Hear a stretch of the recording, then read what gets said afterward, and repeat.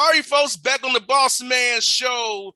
Alabama State Hornets head coach Eddie Robinson Jr. here with me on the Boss Man Show, a former Tennessee Titan / Oiler up there in Nashville. I played ball it up there as well. Coach Robinson, how you doing, man?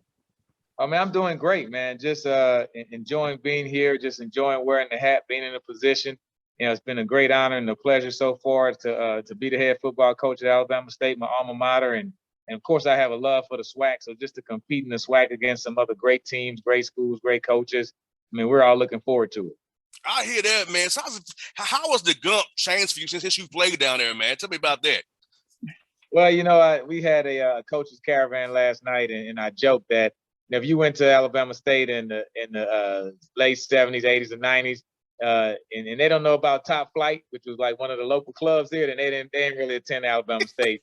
And then one of our guys, he's been the ball boy. He's still around here, and Peter Rabbit. I mean, Peter Rabbit is like a mainstay. He's been on the campus since the early '70s and just a part of the football program and tradition. And if you don't know about the Top Flight of Peter Rabbit, then you're not a true Alabama State Hornet. So I mean, it hasn't changed much to answer your question. Of course, yeah, I'm a little bit older and more mature now, so my role is a little bit different. But Montgomery's Montgomery, man. I think it's a great place. It's sandwiched in between Birmingham, Atlanta, Mobile, New Orleans. So we can get so many places in 4 hours, which helps us a lot with recruiting. But from the standpoint of the fans and the traditions on campus, man, a lot of it is still the same, and that's what really made me want to come back. I think it's cool because you're a homegrown Hornet. So, they got community backwards and forwards. So I feel like it's got people engaged who want to support you and the team because of who you are. You're a former Hornet. You about the Gump. You was there when it was the real Gump, per se. So it's like folks want to buy in and want to be a part of that now going forward.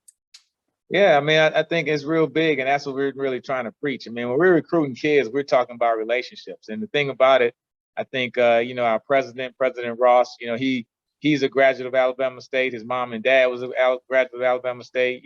After me coming here, I had two nieces who came here and majored in chemistry and biology. So I think Montgomery is in Alabama State is one of those communities and schools that once you come, it's almost guaranteed that you're going to have a next generation attend here, whether it's a child or a niece or a grandson, granddaughter, and it's really just that community atmosphere. And it's like you can't get enough of it. And that's what we really preach to our student athletes. It's not a 4-year commitment. You're a Hornet for life, and you'll always be welcome back on campus.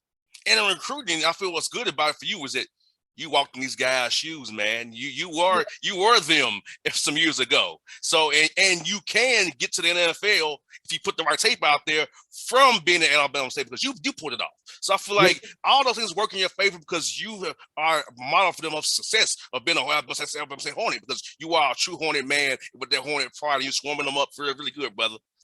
Yeah, I mean, and that's the thing what I tell kids is that, it's easy for me to sell Alabama State because it's the same thing I've been talking about for the last 30 years. And so, I came here as a walk-on on an academic scholarship. So, we had Titus Howard, who was picked in the first round just 3 years ago by the Houston Texans. So, he came and talked to our kids over at the spring game. And he was also a kid that came as a quarterback and was moved to offensive lineman and just got better and better. So, I mean, we have a lot of guys on campus who can say, hey, if not for Alabama State, where would I be? And that's what we want to really put that into the next generation and give back to let that next generation say, hey, if not for Alabama State, where would I be? And the university has helped so many kids, not just athletes, but just so many students just become better people and a lot of first generation college students. So I think, it's one of those things that I love. I've supported it from the stands, supported it being on the foundation board and now I'm supporting it being the head coach.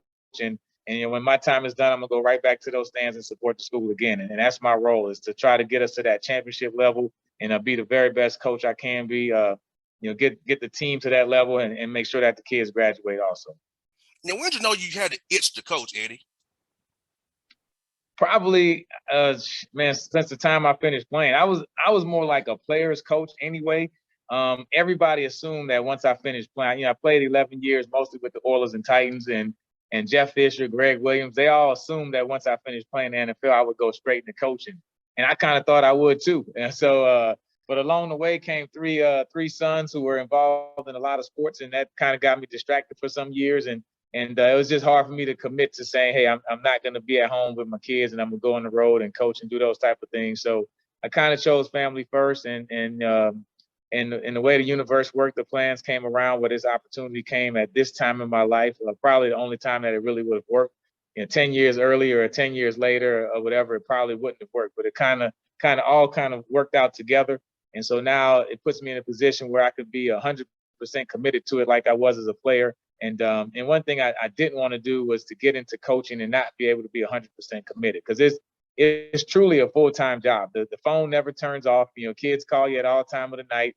If the kid's not calling you, it's the housing director calling you saying that the kids did something. So it's still, the phone is still on all the time. So Yes, sir. Yes, sir. And for you, Coach Robinson, what's going to be your ideal Hornet, man? The guy, what kind of guy you want in your program going forward here, man? yeah, I think the biggest thing is character. I stress three things, and I've been doing it ever since I started coaching. The first, I started, I was coaching little kids and coaching my kids. And so it was AEIOU, the vowels. And everybody knows the vowels. And the first one is attitude. We start with a kid that has that attitude of he wants to be here. The biggest thing is you have to have a guy that wants to be here, wants to wear Alabama State University gear every day, and is proud to be a Hornet. The next thing is effort. We can't coach effort. That's something that a kid has to have inside. When we turn on the tape, we want to see that you can play hard and practice hard. We can teach you how to play football, but if you have effort, you don't have effort, then it's not going to work. The third would be intelligence. And what I tell kids, that's on and off the field, is making good decisions in life. And also good decisions in life lead to you making good decisions on the field. Opportunity, take advantage of the opportunities. And the last one is you. In the end of the day, you can have dreams and aspirations, but if you don't get off the couch and work towards them, and my biggest thing is, don't tell me that you have NFL dreams, but yet you don't have an NFL work ethic. And so if you have both of those things together, then you have an opportunity. So. No doubt. And like right now, it's time I should be working out, getting stronger, getting faster, because this is the time of the year we can work on you before fall camp starts. So talk about the workouts you've been having and getting guys to get in there and show them, hey, how they should get to work and how they should really change this time to get better now, because come August, it's about the team, not so much your individual game. Yeah, man, we broke it down into 4 quarters. And the first quarter was that period in January, February, March, before spring training. Before the spring football practice. So that's when you were able to get into the weight room, off-season conditioning, getting everything going. And then the second quarter was, of course, spring training, spring practice. And that was different. That's when you're competing against each other, you're on the field, and that's the grind. And this is we consider this the third quarter, which is that summer part, which is huge because now you're trying to get yourself ready to play. And then my biggest thing is the fourth quarter, which is the season. That's the most important thing. But it's just, I kind of liken it to a football game. If you don't do well in the first, second, third quarter, now you're down by 21. And all of a sudden you need a miracle. Now you're trying to hope everything happens. And I've been in those situations where, unfortunately, you didn't do those things to get into the fourth quarter. And then all of a sudden the season's starting and you don't feel strong enough. You don't feel big enough. You're not healthy enough. You're not where you want to be weight-wise. So I'm telling the kids that do all of those things in the first, second, and third quarter. Then just like a game, that fourth quarter, you're able to finish, and then you give yourself a chance to compete. So, the kids are committed to it. They're buying in. They were here voluntarily in between that period and that break, working out. And so when you have those team leaders who are emphasizing it, that accountability to the other guys, it makes me as a coach to realize that, hey, you know what? They're listening to what we're saying, because we can't be there to enforce everything. At some point, the kids have to take it upon themselves to want to be a great team. I hear that, Coach. You know what's so good about that, man, is the fact you said, guys hearing that from you because you played in the NFL. I feel like that holds weight with young men that you played in the league, where they want to go play. I feel like that holds weight with them. And also the fact that, hey, it's a great thing that you're doing for them, because I feel like you can do real estate still if you want to. You don't got to really you can just do that and it'd be cool. But you actually took the time to say, hey, I want to help mold you young men. And speaking of that molding young men, Coach, having the burden of having 85 young, mostly black men on your team to help them become better husbands and fathers business down the road. Talk about that piece of it, how it makes you feel knowing that you got these kids to help mold and make them better men in our society going forward. That's the biggest thing, is building relationships with the kids. And you're a mentor, dad, and uncle, all of that, friend, best friend, you know what I'm saying? You're all of those things before you are a football coach. We know they can play football. They wouldn't have made it on campus if they can't play football. It's something that they can do well. But the biggest thing is you're trying to develop that character. Like I had to talk with one of my kids, like, hey, we're going to put you in a structured environment to make sure that academically you can get back on track. We're going to put you in academic practice, and we're going to have your whole day lined up for you. But I was like, hey, man, once you graduate and get your degree, and you're 25, 26, Coach Rob's not going to be there. You're not going to be able to call me and say, hey, coach, can you give me a structured environment because I can't get to work on time? So we're putting those things in place. But the hope is that as a young man that you will then take it upon yourself to be more organized, more disciplined, and then take that with you the rest of your life and then put it in your kids.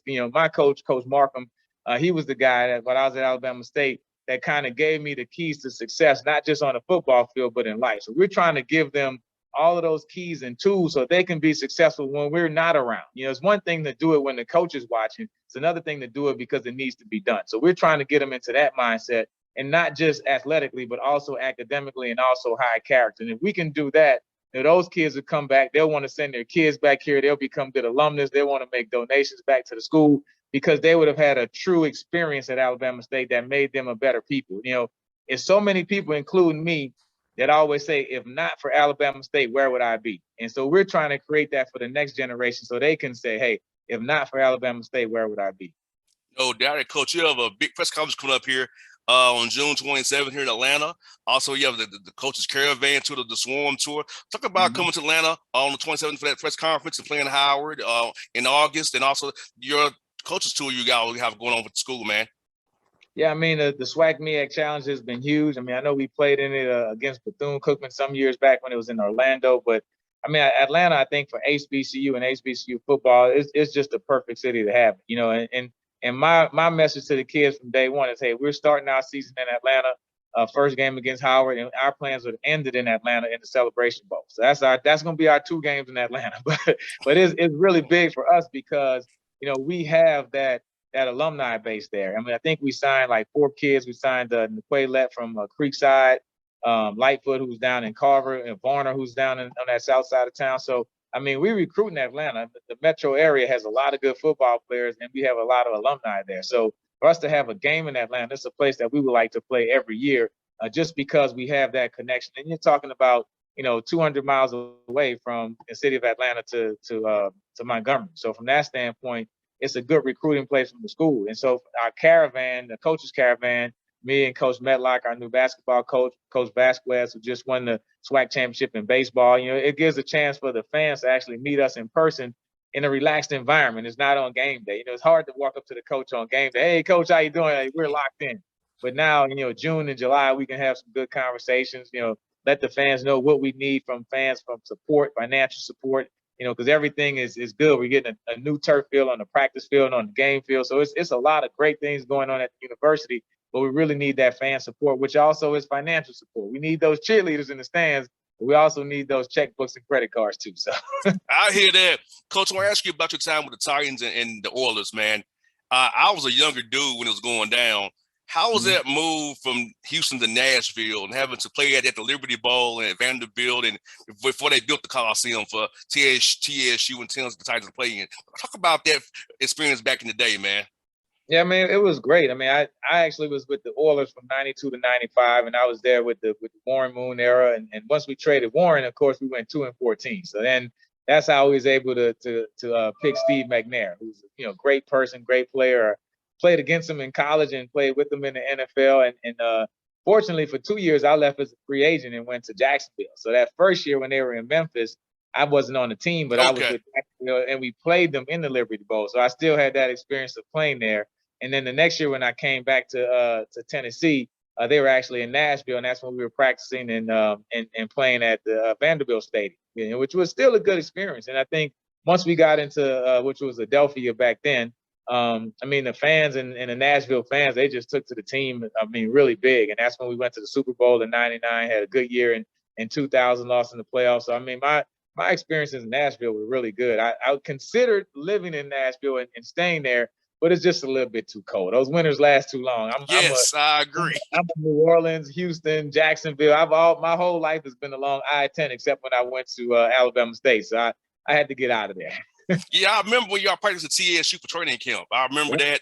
I was Mhm. up there for training with my mom. Them I was up there and I met Jeff Fisher, Chris Sanders, Eddie as a young dude. I remember that in Jensen that it was raining. It was raining crazy that one day. It was raining. Y'all was in Jensen. I said, man, this is cool. I'm a young cat seeing all you brothers as a young dude. I'm like, it really inspired me, Eddie. It really did send all you guys when I was a young dude. When I was in Jensen in I think it was 98 maybe probably was you all was there doing Yeah, training yeah. camp. I mean, and it's just an awesome experience. I mean, the NFL. I tell everybody, it's a great way to make a living. I wish everybody could. Every college football player, I wish they could just go for a year, if nothing else. But I think when you can get other people to experience, like you said, the NFL is really big about community, and that's the same thing we're doing. I'm trying to, and I'm trying to get my kids to understand. We do a Real Men Read program where we go read to elementary school. We started it in the spring. We'll continue in the fall. But if you're a 6'5", 300-pound offensive lineman to a third grader, man, you're like a superhero. And at first, man, look how big he is. And so, I mean, I'm trying to get my kids to understand that being that football player, it's a prestigious thing. I mean, you have to be a breed apart. I mean, first of all, just from the academic requirements and the football requirements, I mean, it's hard to get all of that into one day. It's not a lot of fun packed into that day. And so, but at the same time, you still have to give back to your community and realize that, it's bigger than just on the field, and you have to understand that role model role that you play. Those things that you do, the things that you say on social media, in person, is going to impact the other people in your community, whether you do it good or bad. No doubt. Coach Robinson, I was looking forward to seeing you in a couple of weeks, man. It's fun to talk to you. I said, I remember him when he was Italian. I remember him. It's Italian. So this will be fun for me. So I appreciate you, Coach. We got to do this again real soon. If you ever need me to come to Montgomery and cover an event for you, I'll do it. Just let me know. I'm going to give my number offline here. So you have my phone number as well. So if you ever need me to do anything for you guys, I got you. Absolutely, we appreciate it, and like I said, man, that Atlanta area has been good to Montgomery. Only thing, man, I'm a Saints fan. I grew up in New Orleans, so as long as you don't start wearing that Falcons gear, we're gonna be all right. Okay, I'll spare you that. I'll spare you that, Coach. I'll do that for you. Hey, thanks, man. It was fun, man. Absolutely, have a good one. All Appreciate it. right.